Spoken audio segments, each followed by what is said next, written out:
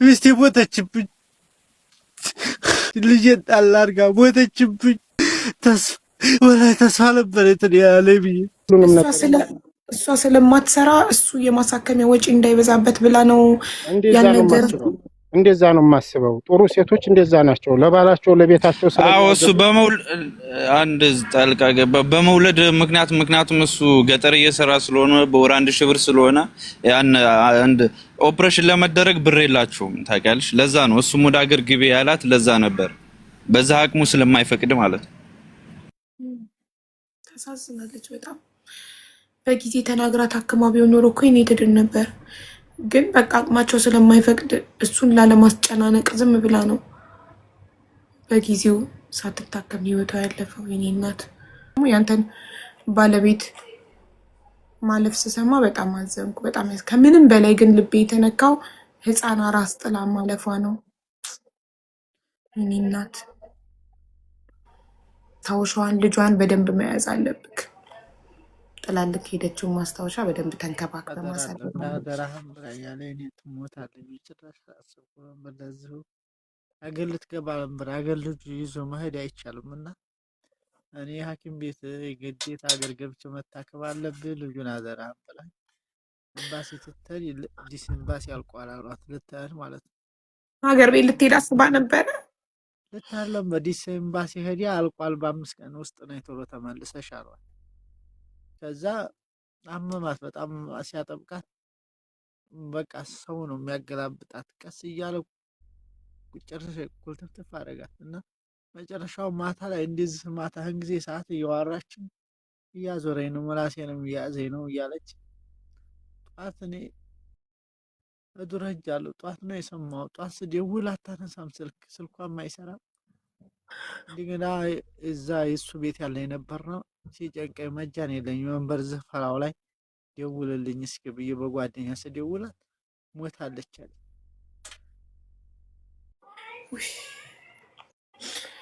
ማለት እንዴት ነው? ገና ከ4 ወር በፊት የወለደች ሴት ከሆነች ጤነኛ ነበረች ማለት ነው። መቼ ነው የጀመራት ሳምባው? እንዴት ነው ሀቡ ግን የምታወጡት ወጪ የሚመለስ ከሆነ ጻፉ። በኋላ እንደ እያንዳንዱን ነገር እየነገሩኝ እየጻፍኩ ነው። ከ4 ወር በፊት የወለደች ከሆነ ጤነኛ ሴት ነበረች ማለት ነው። ምን አግኝቷት ነው?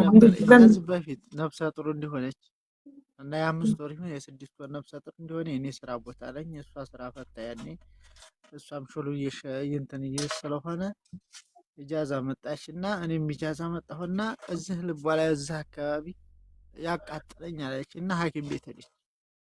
ስትሄድ ልጇንም በዛው ይውና ነው ተብሎ ጓደኛ ጋር ሰለቀላኳትና ሰውየው እዚህ ሆድሽ እዚህ ሳምባሽ አካባቢ ውሃ ቋጥሯልና ላዚም በአመልያ ተወለድሽ በኋላ ግዴታ መውጣት አለበት ብሏታል። ያንን ለኔ ሸሽጋኛለች አልነገረችኝምና ጓደኛዋ ናት። እንደገና እንደዚህ ተብላለች ተወለደ በኋላ እንደዚህ ተብላለች ስትላት ስጠይቃት ኧረ ደህና ነኝ ከኔና ሰጥቶኝ ያልደህና ነኝ አልኳት። ከዛ ተወለደ በኋላ አገር ግቢ ተወለደ በኋላ ልክ በ5 ቀኑ እግሯ እጇ ማበጥ ጀመረ። አገር ግቢ ስላት ስትወልድ የወለደችው በምንድን ነው? በምጥ ነው በኦፕሬሽን ነው? በምጥ ነው። ኦኬ እሺ። አገር ግቢ ስላት እኔ ደህና ነኝ እንዴት ብዬ ነው የምገባው? አልገባም ማለች። ብላት በዘመዶቿን ነገርኩ፣ ዘመዶቿን አስመከርኩ፣ እምቢኝ አለች። የምትመለከቱት ወንድማችን በሳውዲ አረቢያ በረሃ ላይ እየሰራ ሚስቱን የሚያኖር ነበረ እና ሚስቱ ደግሞ እርጉዝ ሆና ሳምባዋ ውሃ ቋጥሮ ሐኪም ቤት ተነግሯት፣ ግን እሱ 1000 ሪያል ደሞዝ እሷን እርጉዝ ሆና ለመውለጃ ለሆስፒታል የሚከፈል እየሰራ እያጠራቀመ ስለሆነ እሱን ላለማስጨነቅ ሳትነግረው በጊዜው ሳትታከም ይኸው አሁን ወልዳ የ4 ወር ህፃን አራስ ጥላ ሞተች። እናም አሁን ሚስቱን አጥቶ ህፃን አራስ ልጁ ከተማ ሰው ጋር ነው፣ የሚስቱ አክስት ልጅ ነው ምናምን ጋር ነው ያለው ህፃኑ። እሱ ደግሞ በረሃ ላይ ነው ያለው፣ ምግብም የለውም ርቦታል። እና አሁን ወደ ከተማ የሚሄድበት የትራንስፖርት እና የሚበላበት ብቻ በጊፍት ማገዝ የምትችሉ ካላችሁ እኔ ጋር አስገቡና እኔ አሁኑኑ በሳውዲ አካውንት ራሱ በሚሰጠኝ አካውንት አስገባለታለሁ። ለትራንስፖርት ወደ ከተማ ህፃኑ ጋር ልጁ ጋር እንዲሄድና ምግብ እንዲበላ። እሱ ጋር አይደለም የምታስገቡት፣ እሱ ማውጣት አይችልም። እሺ እኔን እየነካችሁ ነው የምትሰጡት። ከዛ የሰጣችሁትን ያህል ትልቅ ነገር የሚታይ ነገር ስጡ። ይናል መዝግቤ እያያችሁ አስገባለታለሁ። ትራንስፖርት ከገጠር ወደ ከተማ ከዛ በኋላ ቪዲዮ ሰርቼ እናግዘዋለን። ዶክተር ህፃን ጥላቤ ነው የሄደችው። ነገ እኔም ቁጭ ብዬ እዛ ስራ የለ ቤት ያሉትም ሰዎች ስራ የላቸውም። እንዴት ብዬ ሄጄ እዛ ልቀመጥ? ነገ ልጄ እንደ ሚስት ያጠዋለሁ።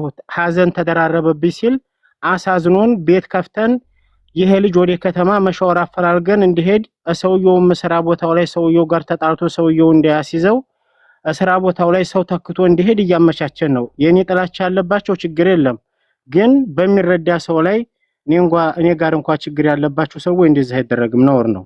ልጁን ጠይቂው። ቤት ከፍቼ እኔ እስካሁን ከአሱር ጀምሬ ስራ ኮሜንታተሮችን ከሆነ ተዋቸው፣ ዝም ብለው ወረኛ ናቸው። እኛ ምን አገባን? እኛ ትኩረት ማድረግ ያለብን እዚህ ጋር ወንድማችን ሀዘን ላይ ነው።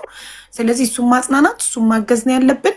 አሁን ወደ ከተማ እንዲሄድ ምን ላይ ደረሳችሁ? እሱን ንገረኝ።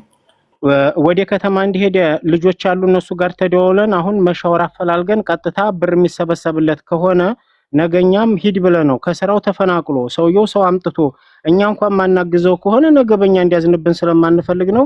የሚረዳ ከሆነ አንቺ ቪዲዮ ሰርተሽለት እኔም በቤት ያው ማምሻችንን የምንችለው እናደርግለታለን። አንቺም ቪዲዮ ሰርተሽለት ነገ ወደ ከተማ ማስወሰድ እንችላለን። ችግር የለውም። መሻወር ይላክለታል። ያለበት ቦታ እንኳን የማን ነው አካውንቱ? አካውንቱ እንግዲህ እሱ ነው ያመጣው። በማን እንደሆነ አናውቅም። እሱ ትላንትና ተመካክረን አንድ አካውንት አምጣ ብለ ነው እሱ ከጓደኞቹ ጋር ተመካክሮ ነው ያመጣው። እሱ የሰጠን አካውንት ነው እኛ እንትን ያልነው። ወንድሜ አካውንቱ የማን ነው? ጠይቀው። የማን ነው አካውንቱ? የኔ የወንድሜ ነው። ኢትዮጵያ ነው ያለው።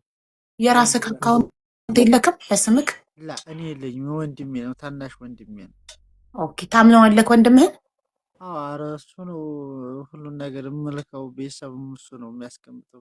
እሺ ጥሩ። የወንድምህ ከሆነ ምንም ችግር የለውም። የወንድምህ እንደሆነ አካውንቱን እንዳረጋግጥ ያንተ መታወቂያ ካለ ዋትሳፕ ላይ ትልክልኛለህ። ከዛ የወንድምህን ስም ሳይ አንድ አይነት የአባት ስም ከሆነ የወንድምህ መሆኑን አረጋግጣለሁ። እሺ እሺ፣ ችግር የለውም። ለአንተ ብዬ ነው፣ ለወደፊቱ ለአንተ ብዬ ነው። ብዙ ሰዎች ገንዘብ እንትን ስለሚባሉ። እሺ እንትና ዳሙን መታወቂያ ስልክ የኢትዮጵያ መታወቂያ ሳውዲማ ይቃማ እንደሌለ ካውቃለሁ። ዳሙን በውስጥ ቁጥርን ትልክላትና ዋትሳፕ ላይ ነው። ስለዚህ አሁኑኑ እንዲሄድ ማለት ነው።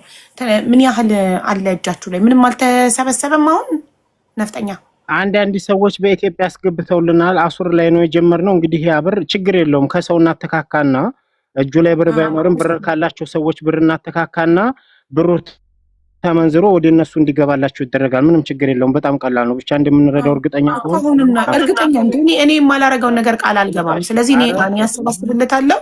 እንትን በሉ አሁን እንዲሄድ እናድርግ። አሁን እስቲ ምንድን ነው የምናደርገው? ሰው ታናግራለህ ወደ ከተማ ወንድሜ።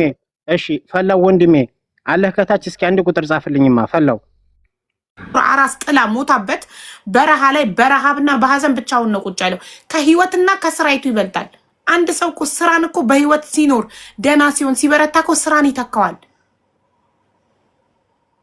ሚስቱም ቀርታለች እንኳን ስራ ተጻፈልን ከታች ዳማ አቡዬ መጀመሪያ ቤቱን ዝጊው። በጊፍት የሚሰጡት ካሉ እሺ፣ አሁን ጊፍትም የሚሰጡት ካሉ እኔ ገንዘቡን አሰባስብልሃለሁ። አሁን ደግሞ ለጊዜው የምትበላበት ገንዘቡን አሰባስብልሃለሁ። አሁን እንትን እንበል የሚሰጡክ ካሉ ማውጣት ትችላለህ ወይ? እሱ ነፍጠኛ ወይ ፈላው ያወጡልሃል በጊፍት አሁን ወይ የትራንስፖርቱን የሆነ የምግብ የሚያግዙ ካሉ እኔ አላቅም። ለአቡዬ እኔ ለግሌ ማውጣት አልችልም።